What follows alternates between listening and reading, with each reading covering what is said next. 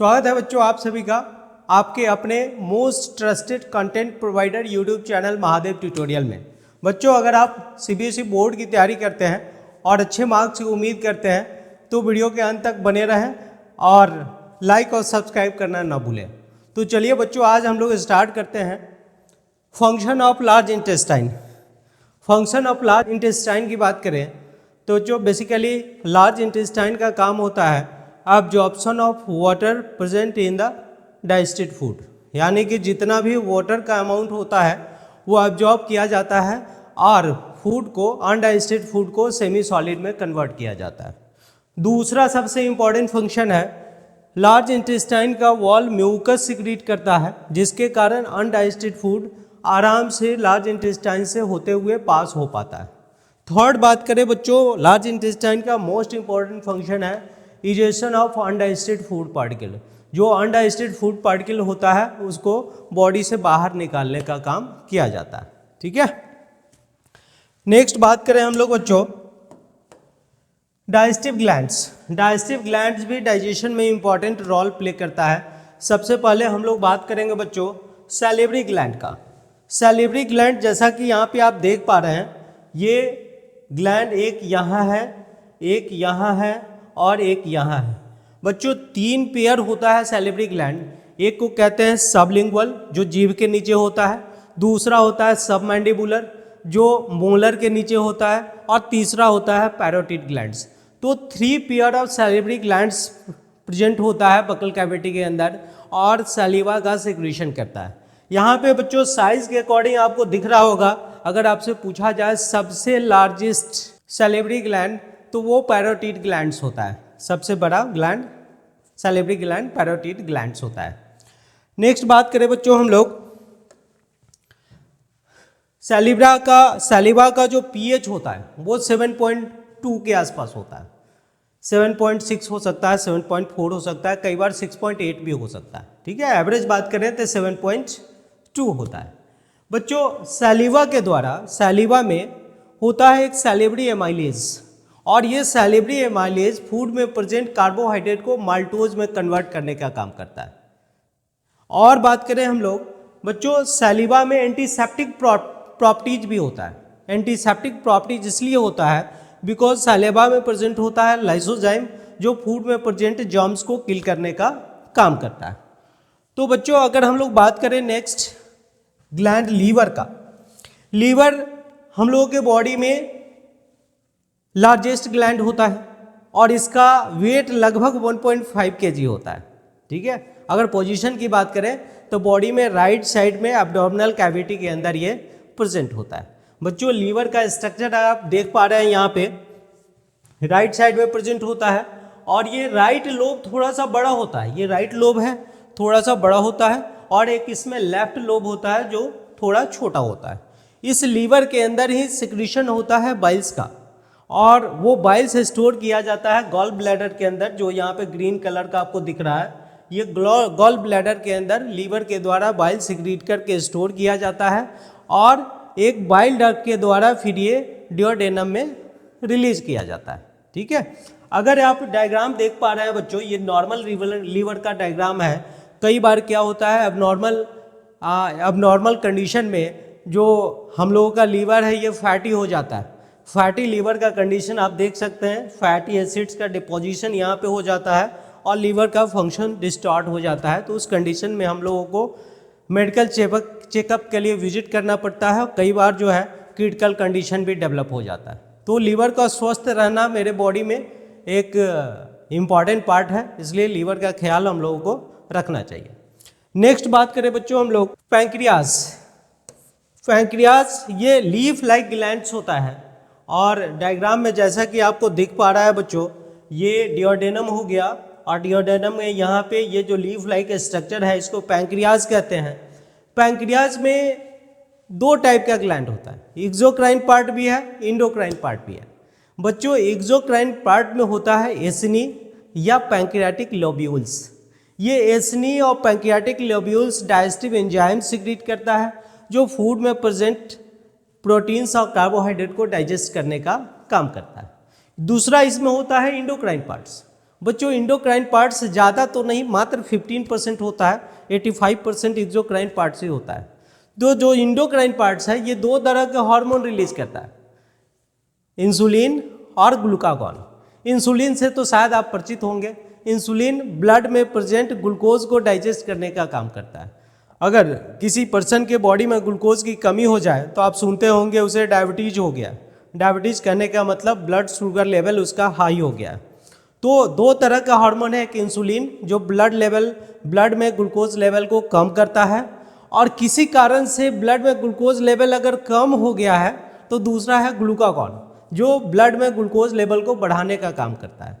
तो जब तक हम लोग स्वस्थ होते हैं तब तक हम लोगों के बॉडी में कुछ भी खा ले तो ग्लूकोज का अमाउंट, ग्लूकोज और ब्लड का जो अमाउंट है ये न तो कभी बढ़ता है न कभी घटता है। रीजन है, अगर ग्लूकोज ब्लड में ज़्यादा हो गया तो उसको इंसुलिन काउंटर करता है, और ब्लड में ग्लूकोज कभी कम हो गया तो उसे ग्लूकागॉन काउंटर करता है। लेकिन बॉडी में एबनॉर्मलिटीज आ जाने के कारण इरेगुलरिटीज आ जाता है इंसुलिन के सिक्रीशन में और ग्लूकागॉन के सिक्रीशन में, जिसके कारण हम लोग डिजीज से सफ़र करते हैं, जिसका नाम है डायबिटीज मेलिटस। ठीक है, नेक्स्ट बात करें बच्चों हम लोग डाइजेशन। तो डाइजेशन एक्चुअली है क्या? तो डाइजेशन का सिंपल सा मतलब है breakdown of large complex molecules of food into smaller molecules by the activity of enzymes so that they can be absorbed by the gut walls. यानी कि फूड में प्रेजेंट लार्ज कॉम्प्लेक्स मॉलिक्यूल को छोटे छोटे part में break किया जाता है एंजाइम्स की मदद से, ताकि वो एलिमेंट्री कैनाल के अंदर आसानी से अब्जॉर्ब हो जाए, और इस प्रोसेस को कलेक्टिवली कहते हैं डाइजेशन। डाइजेशन में बच्चों हम लोग बात करेंगे तो बहुत टोटल एलिमेंट्री कैनाल का पार्ट इसमें इन्वॉल्व होता है। सबसे पहले डाइजेशन स्टार्ट होता है बच्चों बकल कैविटी से। जैसा कि मैंने बताया आपको, बकल कैविटी में ही सैलिवरी एमाइलेज का सिक्रीशन होता है, और यहीं से कार्बोहाइड्रेट का डाइजेशन स्टार्ट होता है, कार्बोहाइड्रेट कन्वर्ट होता है माल्टोज में। दूसरा यहाँ पे बच्चों फायरिंग्स दिखेगा, ऑसोफेगस दिखेगा। तो याद रखना है बच्चों, फायरिंग्स और ऑसोफेगस में किसी तरह का कोई डाइजेशन नहीं होता है। इसके बाद फूड यहाँ से सीधा पहुँचता है स्टोमक के अंदर। स्टोमक के अंदर फूड में जो लार्ज मॉलिक्यूल होता है उसको ब्रेक करके छोटे छोटे पार्ट में कन्वर्ट किया जाता है, और दूसरा जो भी वाटर सॉल्युबल सब्सटेंस होता है वो इस स्टोमक के अंदर एब्जॉर्ब हो जाता है। तो यहाँ पे भी डाइजेशन होता है, प्रोटीन का डाइजेशन बेसिकली यहाँ पे होता है। फिर उसके बाद फूड यहाँ से मूव करता हुआ चला आता है स्मॉल इंटेस्टाइन में। स्मॉल इंटेस्टाइन को स्पेशली हम लोग साइट ऑफ डाइजेशन कहते हैं, कंप्लीट डाइजेशन कहते हैं, क्योंकि जो डाइजेशन का मेजर पोर्शन है वो स्मॉल इंटेस्टाइन के अंदर ही परफॉर्म होता है। उसके बाद डाइजेशन के बाद जो फूड चला आता है, डाइजेशन और एब्जॉर्प्शन स्मॉल इंटेस्टाइन के अंदर ही होता है। उसके बाद फूड चला आता है इस लार्ज इंटेस्टाइन के अंदर, और जैसा कि आज हम लोग डिस्कस किए हैं, लार्ज इंटेस्टाइन का काम होता है फूड में present extra amount of water को एब्जॉर्ब करना, और जो अनडाइजेस्टेड फूड है उसको सेमी सॉलिड में कन्वर्ट करना। ठीक है, तो डाइजेशन बकल कैविटी में हो सकता है, फायरिंग्स में नहीं होगा, ऑसोफेगस में नहीं होगा, स्टोमक में डाइजेशन होगा, स्मॉल इंटेस्टाइन में डाइजेशन होगा, और लार्ज इंटेस्टाइन में अब्जॉर्प्शन ऑफ वाटर होता है। ठीक है, नेक्स्ट बात करें बच्चों हम लोग digestion of food in buccal cavity. Buccal cavity के अंदर फूड का डाइजेशन। तो बच्चों बेसिकली बकल कैविटी के अंदर एक प्रोसेस होता है मैस्टिकेशन, जिसमें हम लोगों का जो टीथ है ये फूड को छोटे छोटे पार्टिकल में, छोटे छोटे टुकड़ा में कन्वर्ट कर देता है, जिस प्रोसेस को कहते हैं मैस्टिकेशन। मैस्टिकेशन के कारण एंजाइम्स अच्छे से उस पर काम कर पाता है। तो इसीलिए आपको अक्सर कहा जाता है जब खाना खाते हैं तो काफ़ी मेनी टाइम्स चबा चबा कर खाना चाहिए, क्योंकि जब आप चबाएंगे तो छोटे छोटे पार्ट में ब्रेक होगा, और उसके बाद उस पर एंजाइम्स अच्छे से काम कर पाएगा और आपका डाइजेशन अच्छा रहेगा। ठीक है, तो एक तो प्रोसेस है वो है मैस्टिकेशन, यानी कि फूड को चबा करके छोटे छोटे पार्ट में ब्रेक करना। दूसरा प्रोसेस है बच्चों म्यूकस का सिक्रीट होना। म्यूकस माउथ में, सैलिवा में भी म्यूकस होता है। ये क्या करता है, पूरा सैलिवा फूड को एक बोलस में कन्वर्ट कर देता है, अब बोलस में कन्वर्ट होने के कारण वो सॉफ्ट हो जाता है और आसानी से हम लोग स्वैलो कर पाते हैं। तो आप कह सकते हैं saliva helps in the easy swallowing, आसानी से निगलने में वो मदद करता है।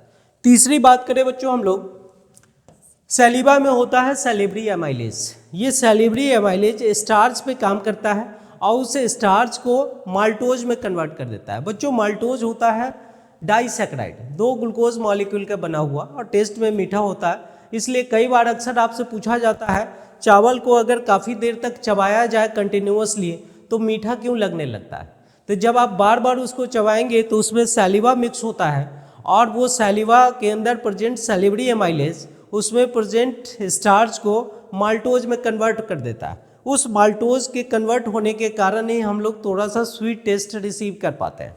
ठीक है, नेक्स्ट बात करें बच्चों फेरिंग्स एंड ओसोफेगस। तो आपको पता है फेरिंग्स और ओसोफेगस में किसी तरह का कोई डाइजेशन पॉसिबल नहीं है, नहीं डाइजेशन होता है। डाइजेशन मैकेनिज्म की बात करें तो बेसिकली बच्चों 2 मैकेनिज्म हो सकता है, एक फिजिकल डाइजेशन, दूसरा केमिकल डाइजेशन। फिजिकल डाइजेशन जैसा कि मैंने बताया मैस्टिकेशन मतलब conversion of large complex molecules, breakdown of large complex molecules into a smaller one by with the help of teeth. दांत की मदद से लार्ज मॉलिक्यूल को छोटे छोटे मॉलिक्यूल में कन्वर्ट किया जाता है, जिसको कहते हैं मैस्टिकेशन। तो मैस्टिकेशन से सरफेस एरिया फूड का बढ़ जाता है तो एंजाइम्स अच्छे से उस पर काम कर पाता है। ये पार्ट है फिजिकल डाइजेशन का।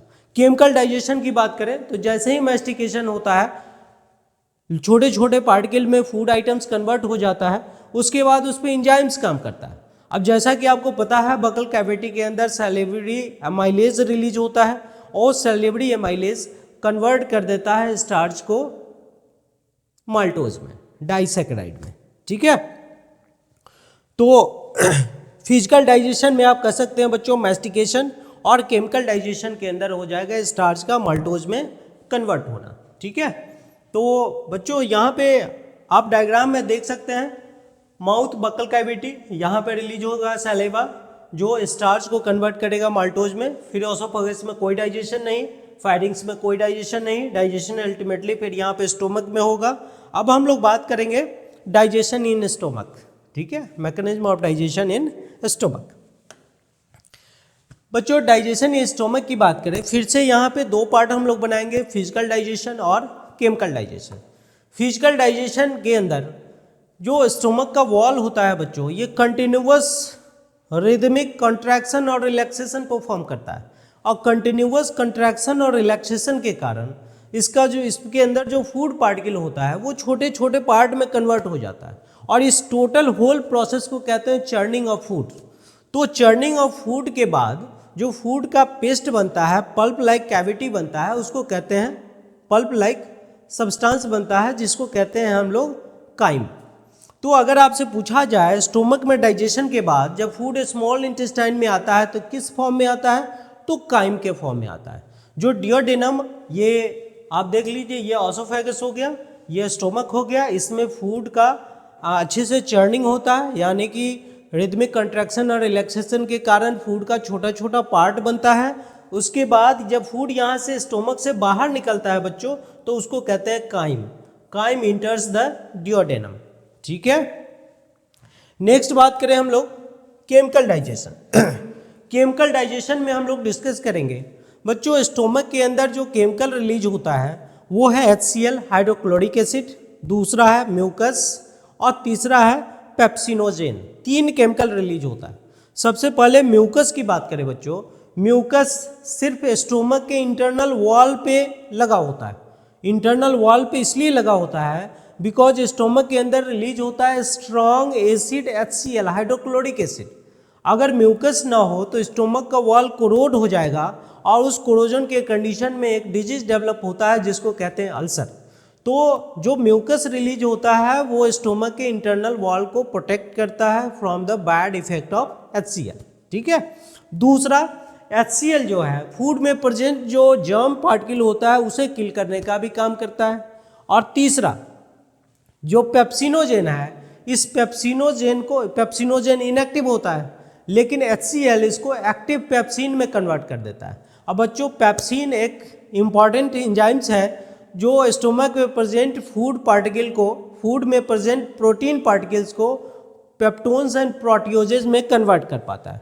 जैसा कि आप देख रहे हैं यहाँ पे पेप्सिनोजेन को जैसे ही HCl मिलेगा तो बच्चों ये बन जाएगा पेप्सिन। ये क्या बनेगा?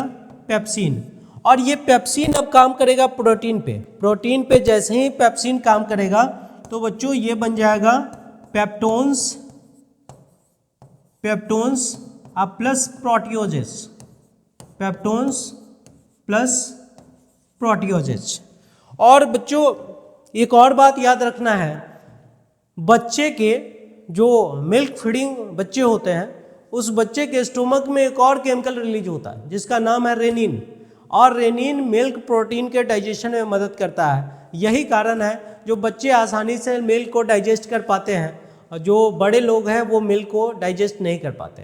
तो रेनिन बच्चों रेनिन के फॉर्म में स्टोमक में रिलीज तो नहीं होता है, ये होता है इनएक्टिव फॉर्म में रिलीज होता है जिसको प्रोरेनिन कहते हैं, और प्रोरेनिन को HCl रेनिन एक्टिव रेनिन में कन्वर्ट करता है। तो बच्चों स्टोमक में बच्चे के मिल्क फीडिंग करने वाले बच्चे के स्टोमक में रिलीज होता है प्रोरेनिन और HCl उसको कन्वर्ट कर देता है रेनिन में, उसे कन्वर्ट कर देता है रेनिन में। और रेनिन करता क्या है?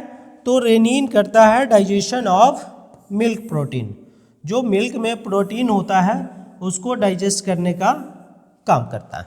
ठीक है बच्चों, आज का लेक्चर हम लोग यहीं पे समाप्त करते हैं और उम्मीद है ये लेक्चर आपको पसंद आया होगा। तो निश्चित रूप से चैनल को लाइक और सब्सक्राइब करना ना भूलें। Thank you for watching.